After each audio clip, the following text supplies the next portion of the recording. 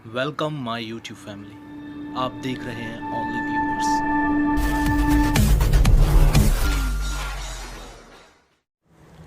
आज हम बात करेंगे धूमकेतु मूवी के बारे में, जिसको रिलीज़ किया था 22 मई 2020 को Z5 पर। इसको लिखा और डायरेक्ट किया है पुष्पेंद्र नाथ मिश्रा ने। इसकी IMDb रेटिंग है 6.6। ये कहानी घूमती है एक राइटर के स्ट्रगल के इर्द गिर्द, किस तरह से वो मुंबई जाता है, उसके बाद फिर वापस अपने गांव चला आता है। तो कहानी शुरू होती है धूमकेतु जब नौकरी मांगने के लिए एक पब्लिशिंग हाउस में जाता है। वहाँ बैठी महिला उसको वहाँ के चीफ एडिटर से मिलने के लिए कहती है। जब धूमकेतु उसके पास अचानक से पहुँचता है, जिसकी वजह से वो जो चीफ एडिटर है वो डर जाता है और वो उसको डांट के वहाँ पड़ी बेंच पर बैठने के लिए कहता है और वहीं से वो ताना देना शुरू करता है। और उससे जब पूछता है वो कि उसने कोई इससे पहले कुछ लिखा है, तो वो कहता है कि हाँ उसने कुछ लिखा है। तो जब वो उसको सुनाता है, जिसकी वजह से उसको और गुस्सा आता है और वो 4-5 बातें और सुना देता है उसको। फिर उसको अपने पास बुलाता है थोड़ी देर बाद और उसको एक बुक देता है जो ये बताता है कि ये जो बुक है वो उसको इसके अंदर कुछ ऐसे पैरामीटर्स और कुछ इस तरह की कैटेगरी हैं कि जिससे वो और ज़्यादा कुछ सीख सकता है लिखने के मामले में। और वो अपना तजुर्बा और इस कहानी का जो मेथड है उनको जब अप्लाई करेगा तो वो एक अच्छी कहानी लिख सकता है। तो और फिर जब वो जाने लगता है घूमकेतु वहाँ से उस बुक को लेके, तो वो बोलता है इसके कुछ पैसे। तो जो चीफ एडिटर है वो कहता है नहीं, ये फ्री में है क्योंकि इसे हमने लिखा है। उसके बाद जब वो अपने घर पहुँच, बॉलीवुड जाने का जो कीड़ा होता है बढ़ जाता है। उसकी मदद है जो उसकी बुआ है, शंतो बुआ, वो करती है। उसको 20,000 रुपये छुपा के देती है और वो वहाँ से सीधा मुंबई चला जाता है। इधर दूसरे दिन क्या होता है, घर पे जब धूमकेतु को नहीं पाया जाता, जब नहीं मिलता धूमकेतु घर पे, तो क्या होता है कि उसके जो फादर हैं और जो उसकी पूरी फैमिली है वो थाने पहुंच जाते हैं रिपोर्ट लिखाने के लिए कि धूमकेतु को अब ढूंढा जाए। लेकिन उसके फादर जो होते हैं उनको पहले ही शक होता है कि वो मुंबई ही गया होगा। तो अब क्या होता है कि थाने वाला जो होता है, जो थानेदार है, वो रिपोर्ट लिख नहीं रहा होता उनका जो थानेदार है।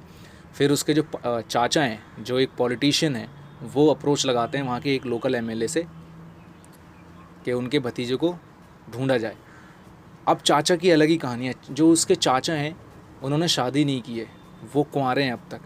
क्या हुआ था, जो जिस लड़की से वो प्यार करते थे वो उस MLA की बेटी थी। तो उस MLA ने उनको एक डिमांड रखी, उनको मतलब एक संधि करी उनके साथ कि अगर वो अपनी उसकी बेटी से शादी नहीं करें, उसकी शादी होने देंगे, तो वो उनको MLA की इलेक्शन की टिकट पे लड़ा देंगे, इलेक्शन लड़ा देंगे मतलब उसको। तो जिस वजह से वो मान जाते हैं और उन्होंने अब तक शादी नहीं की है। इसी अप्रोच की वजह से उनका जो केस है, जो धूमकेतु का जो केस होता है, वो एक हाई प्रोफाइल केस बन जाता है। एक पॉलिटिशियन उस पर दबाव बन जाता है उस केस के अंदर। तो वहाँ से जो केस होता है वो सीधा मुंबई ट्रांसफ़र कर दिया जाता है, वहाँ के लोकल थाने में। अब इधर क्या है, सबसे बड़ी जो दिक्कत है वो ये होती है कि धूमकेतु का कोई फ़ोटो नहीं है। क्योंकि धूमकेतु जब जाता है तो अपने साथ घर का जो फ़ोटो एल्बम होता है वो भी अपने साथ ले जाता है। वो इसलिए लेके जाता है ताकि अगर उसे किसी की याद आएगी तो वो उस एल्बम को निकालेगा और उस फ़ोटो को देख के अपना थोड़ा दुख जो है वो कम कर लेगा। अब उधर क्या है, धूमकेतु को रहने की जगह मिल चुकी है ना। अब वो अपना स्ट्रगल भी स्टार्ट कर चुका है। वो पब्लिशिंग क्या बोलते हैं, प्रोडक्शन हाउस में ना जाके वो सीधा जहाँ पर शूटिंग चल रही होती है वहाँ जाता है और डायरेक्टर वगैरह और उनसे मिलना शुरू करता है। जब उधर मिलना शुरू करता है, अब उधर क्या होता है, यहाँ पर एक एंट्री होती है एक एक पुलिस वाले की जो मुंबई में रहता है ना।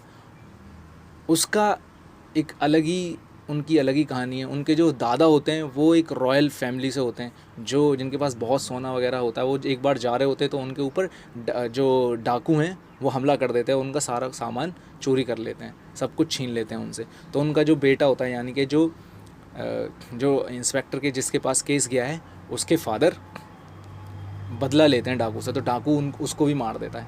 अब बचा खुद इंस्पेक्टर का नाम है इंस्पेक्टर बदलानी।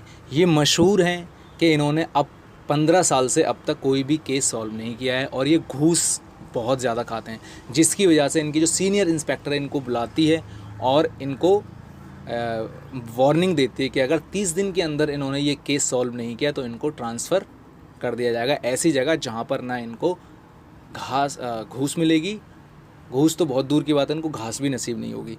जिसकी वजह से ये टेंशन में आ जाते हैं और ये इस केस में मुस्तैदी से लग जाते हैं। बदकिस्मती से धूमकेतु जो है इन्हीं के घर के पास रहने लगता है ना। और वो इनके घर से उसके घर पे थोड़ा बहुत खाना आता है। जैसे पहली बार बैगन का भरता आता है, उसके बाद फिर घूम के तू उनके पास जाता है उसमें लड्डू लेके, फिर वो देखते हैं कि लड्डू लेके आया है। तो फिर वो बातचीत चलती है उनकी, तो वो उनके बच्चे से बात करता है, तो उनका बच्चा पूछता है कि आप कहाँ से आए हैं, क्या करते हैं, तो सारी बात वो बताता है कि मैं एक लेखक हूँ और मैं फ़लाँ जगह से आया हूँ। तो इस तरीके से उनकी बात चलती है और वो उनको कहानियाँ भी सुनाता है, अपने घर के बारे में बताता है वो उनको कि उसके जो दद्दा हैं वो थोड़े से खड़ूस टाइप हैं, बहुत ज़्यादा गुस्सैल हैं, और जो उसकी बुआ है संतो बुआ उसको बहुत सपोर्ट करती है हर चीज़ के मामले में, और उसकी एक सौतेली माँ भी है। यहाँ से वो अपनी खुद की कहानी बताना शुरू करता है कि उसकी शादी किस तरह होती है। वो बताता है कि एक सामूहिक विवाह का आयोजन था जहाँ उसकी शादी होती है। जब उसको ये गुमान होता है कि जब वो फेरे ले रहा था तब लड़की पतली थी और अब जो लड़की है वो मोटी है, जिसकी वजह से वो अपने दोस्त को फ़ोन करता है और जिसने वो आयोजन किया होता है उसको मारने जाता है और उसको मारता है खूब, जिसकी इसी वजह से वो अपनी वाइफ से कभी नहीं बोलता और ना ही उसकी शक्ल देखता है। इसके वजह से वो बहुत परेशान रहता है और वो इसी फ्रस्ट्रेशन में मुंबई जाना चाहता है कि वो कुछ कुछ लिखे अब। और इसमें क्या होता है कि उसकी जो बुआ होती है ना वो उसको मोटिवेट करती है कि उसको अच्छी अच्छी कहानी लिखनी चाहिए। उससे ही मतलब कहानी सुनता था उनसे और फिर वो उन्हीं से इंस्पायर होकर लिखना शुरू कर देता है कहानियों को। एक बार क्या होता है, उसकी जो महबूबा होती है उसके लिए वो पत्र लिखता है और वो बहुत हंसती है उस मतलब पढ़ के। तो वो कहता है कि हंस क्यों रही हो, तो वो बोलती है यार ऐसा है कि मतलब मैं तो किसी और से प्यार करती हूँ, लेकिन फिर जाते जाते वो उसको ये बोलती है कि तुम लिखते बहुत अच्छा हो तो तुम इसको हमेशा जारी रखना, जिसके से वो खुश होता है और इसी वजह से वो लिखना शुरू करता है। उधर घूम केतु के पास अब पैसे खर्च हो रहे हैं और जिसकी वजह से उसके पास लिमिटेड टाइम बचा है। जैसे बदलानी के पास सिर्फ 30 दिन है, ऐसे ही घूम केतु के पास भी 30 दिन है, जिसकी वजह से वो दोनों ही अपने काम के लिए सीरियस दिखते हैं। घूम केतु कहानी मतलब लिखता है और उसकी एक और चीज़ होती है, वो एक रेस्टोरेंट में जाता है जहाँ पर एक छोटू होता है जो वेटर होता है, वो उसको सारी कहानी सुनाता है। इधर क्या होता है, घूम केतु के जो घर वाले हैं वो बहुत ज़्यादा परेशान हैं, तो वो क्या करते हैं पंडित जी को घर बुलाते हैं और उसकी कुंडली वगैरह उसको दिखाते हैं और पंडित जी से पूछते हैं तुम बताओ कि वो ये जो समस्या हमारे पास सामने आई है इसका समाधान करो और हमारे घूम केतु को घर वापस लेके आओ। तो पंडित जी अलग अलग तरह के सुझाव देते हैं उनको, है ना। तो बुआ तो जानती है कि मतलब उसे तो बता के गया है ना, उसको तो पूरा पता है उसके बारे में कि वो कहाँ गया है और किस लिए गया है। तो वो उसी की कुंडली मांगता है, तो वो बुआ जो है ना अलग अलग सवाल दागने लगती है उस पर, तो वो शांत हो जाता है वहीं पर ही। फिर वहीं से पता लगता है उनको कि जो बेटा है वो मुंबई गया है। एक बार क्या होता है, जो उसकी सौतेली माँ होती है वो और उसकी संतो बुआ दोनों एक साथ मंदिर जाते हैं पूजा करने के लिए। तो जो संतो बुआ है ना वो थोड़ा तेज तेज चैंट करने लगती है, मतलब उससे उसके लिए दुआएं मांगने लगती है कि घूम केतु को ना जल्दी जल्दी काम मिलने लगे। बड़े बड़े स्टार का नाम लेती है, बड़े बड़े उनका राइटर्स का, जैसे सलीम जावेद और इन मतलब ये रिटायर तो हो ही गए हैं, दोनों अलग हो गए हैं। तो मेरे घूम केतु को जल्दी जल्दी काम मिलने लगे, है ना, और बहुत फेमस हो जाए, बहुत बड़ा स्टार बन जाए, बहुत बड़ा लेखक बन जाए, इस तरीके से। तो जो जो उसकी जो सौतेली माँ होती है वो सब सुन लेती है, तो वो घर आके दद्दा को बताती है, जो घूम केतु के फादर हैं उनको बताती है कि ऐसे ऐसे जो बुआ जी हैं ना ऐसे ऐसे बोलनी थी। तो वो उसी पे भड़क जाती है, उसको उससे बोलती है कि और तुम जो गुलाब लगा के आई हो, पंडित जी तुम्हारे गुलाब लगाते हैं, इसका बोल दें क्या। तो वो वहाँ पर उनमें झगड़ा सा होता है थोड़ा सा और वहाँ से अलग अलग चले जाते हैं सारे। तो यहाँ अब उधर क्या है कि घूम केतु जो है ना, अब घूम केतु को थोड़ा परेशानी ये होती है कि अब उसको कोई मतलब जो जितनी भी वो स्क्रिप्ट लिख के लेके जाता है ना, वो उसको डायरेक्टर को बिल्कुल पसंद नहीं आ रही होती हैं। तो वो उसी रेस्टोरेंट में उसको कहानी सुनाना शुरू करता है उस बच्चे को। तो बच्चे को सबसे पहले कहानी सुनाता है वो रोमांस की, जिसमें रणवीर सिंह को दिखाया गया है, सोनाक्षी सिन्हा को दिखाया गया है कि रोमांस में क्या होता है उनके अंदर। वो DDLJ का थोड़ा सा फुटेज उसके अंदर उसको अपने हिसाब से उन्होंने दिखाया है। उसके बाद फिर वो एक कहानी सुनाता है उसके अंदर हॉरर की, कि मतलब एक लड़की जो है पानी के अंदर नहा रही होती है और किस तरीके से एक मतलब सांप के जैसा वो आता है और उसको मतलब मार डालता है। और दूसरा इसमें एक दिखाया जाता है कि पागल एक कहानी सुनाता है वो, एक पागल खाने से मतलब एक वैन जा रही होती है, उसमें सारे पागल होते हैं, एक टायर निकल के भाग जाता है। जब टायर निकल के भाग जाता है तो वो जो ड्राइवर है ना वो सर पकड़ के बैठा होता है, तभी पागल बोलता है अबे ये तीन टायर जो है ना उनमें से एक एक नट निकाल के जो ये टायर है इसमें फ़िट कर ले, अपन वहाँ तक पहुँच जाएंगे जहाँ तक हमें जाना है। तो ड्राइवर उसकी शक्ल देखता है और बोलता है अब यार तू तो बिल्कुल सही सलामत है, लोग तुझे पागल कहते हैं। पागल क्यों कहते हैं? तो कहता है पागल हूँ, चूतिया थोड़ी हूँ। तो ये डायलॉग थोड़ा सा अच्छा लगता है ना। उसके बाद फिर एक जो स्टार्टिंग की जो कुछ कहानी होती है उनमें ना एक सौतेली माँ का किस्सा है जो थोड़ा ठीक है कि सौतेली माँ तो बदनाम है, चाहे वो अच्छा कर ले चाहे बुरा कर ले। तो वैसे ही वो अपने बच्चे को ठीक करने के लिए दूध में कुछ मिलाती है, जो डॉक्टर उसको बोल के जाता है कि इसको ये घोल के पिला देना तो ठीक हो जाएगा ये। तो बेचारी घोल के दे रही होती है, इतने में वो पकड़ी जाती है उसकी कहानी में। तो ये इस तरीके से उसको कई सारी कहानी होती हैं जो उसको सुनाता है, वो सारी रिजेक्ट हो जाती हैं।